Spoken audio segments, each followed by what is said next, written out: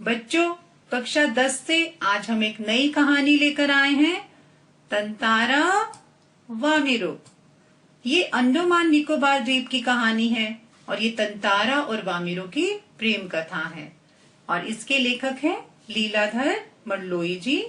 इनका जन्म सन 1954 में हुआ और जन्म स्थान है गुढ़ी। आइए सर्वप्रथम हम पाठ की सूची जान लें। पाठ को हमने कुछ हिस्सों में बांटा है। सबसे पहले रहेगा लेखक का जीवन परिचय, उसके बाद पाठ प्रवेश। इसमें पाठ के बारे में जानकारी दी जाएगी, यह पाठ किस बारे में है। तदुपरांत पाठ का वर्णन विस्तृत से, उसके बाद पाठ का सार संक्षेप में और अंत में प्रश्नोत्तर।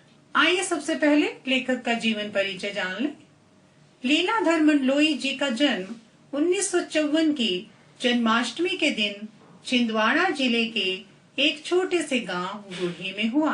इनकी शिक्षा दीक्षा भोपाल और रायपुर में हुई। प्रसारण की उच्च शिक्षा के लिए ये 1987 में कॉमनवेल्थ रिलेशन ट्रस्ट लंदन की ओर से आमंत्रित किए गए। आमंत्रित का अर्थ है बुलाए गए। और आजकल ये प्रसार भारती दूरदर्शन के महानिदेशक का कार्यभार संभाल रहे हैं। लीलाधर मंडलोई मूलतः एक कवि हैं।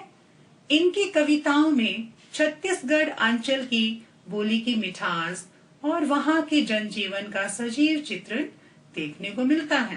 अंडमान निकोबार द्वीप की जनजातियों पर लिखा गया यह पाठ अपने आप में एक समाज का शास्त्रीय अध्ययन है। यह एक समाज का दर्शन कराता है कि उस समय सामाजिक परिस्थितियाँ कैसी थी। इनका कवि मन ही वह स्रोत है जो उन्हें लोक कथा, लोकगीत, यात्रा का वृतांत, डायरी, मीडिया और आलोचना लेखन कार्य के लिए प्रेरित करता है। इनकी कुछ प्रमुख रचनाएं, इनकी प्रमुख कृतियां हैं घर घर घूमा, रात बेरात, मगर एक आवाज, देखा अनदेखा और काला पानी, काल बांका तिरछा और एक बहुत कोमल तान।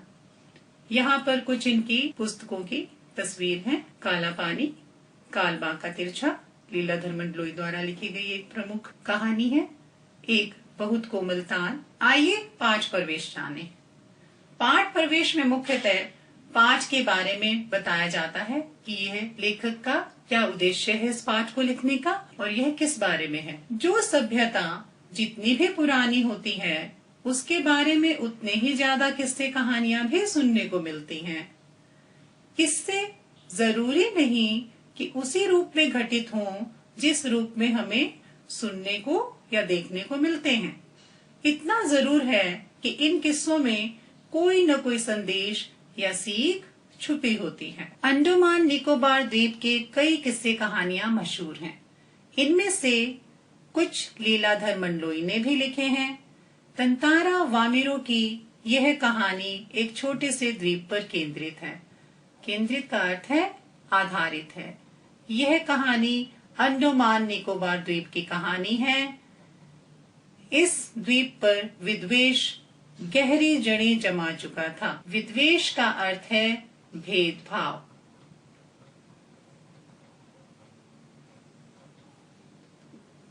उस विद्वेष को जड़ से उखाड़ने के लिए इस युगल दंपति को अपना आत्म बलिदान देना पड़ा था। उसी युगल के बलिदान की कथा यहाँ कही गई है। युगल का अर्थ है दंपति।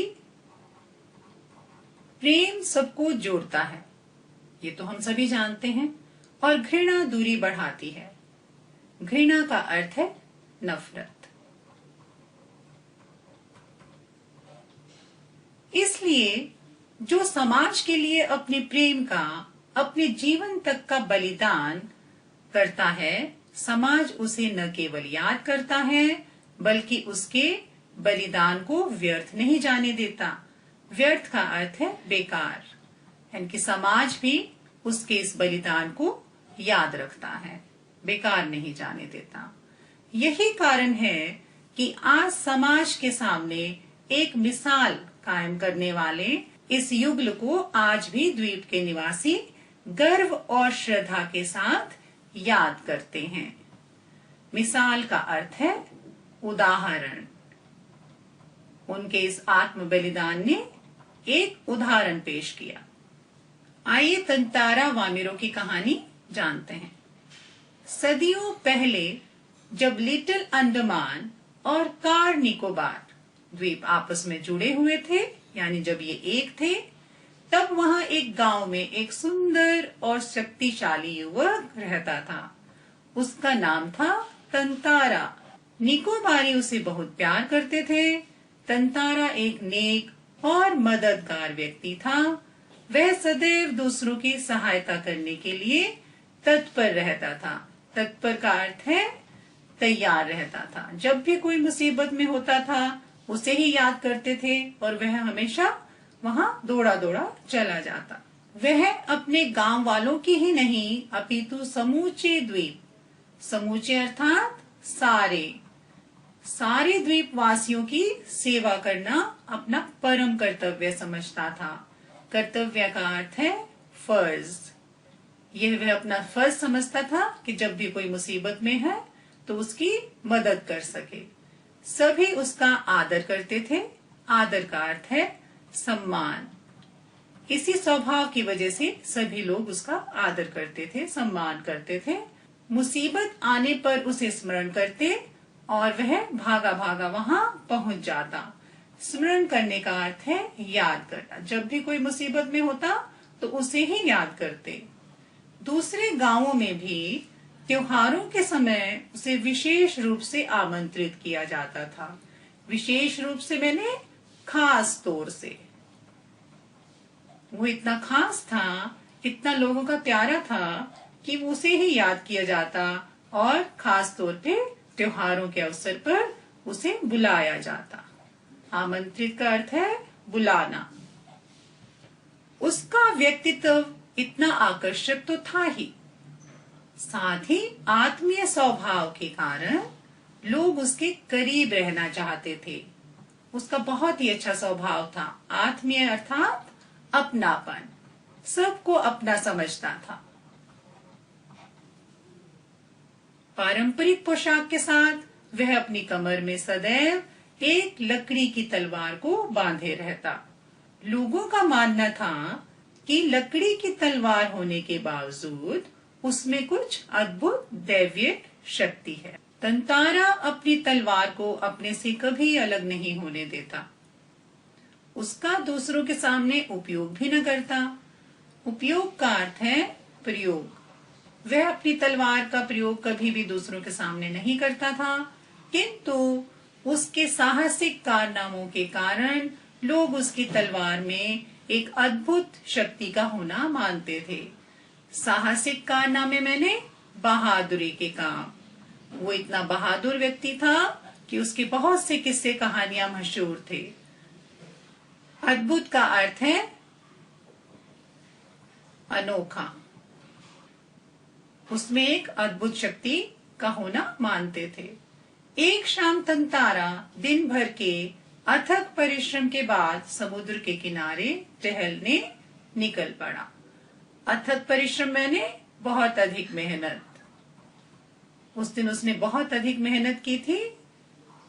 उसके बाद वह समुद्र किनारे टहलने निकल पड़ा। सूरज समुद्र से लगे अक्षितिज तले डूबने को था। समुद्र से ठंडी बयारें आ रही थी। अक्षितिज का अर्थ है जहां धरती और आकाश आपस में मिलते प्रतीत होते हैं, अर्थात मिलते हैं। ऐसा दृश्य समुद्र किनारे सूर्यास्त और सूर्योदय के समय देखने को मिलता है। समुद्र से ठंडी बयारें आ रही थी। बयारें का अर्थ है हवाएं।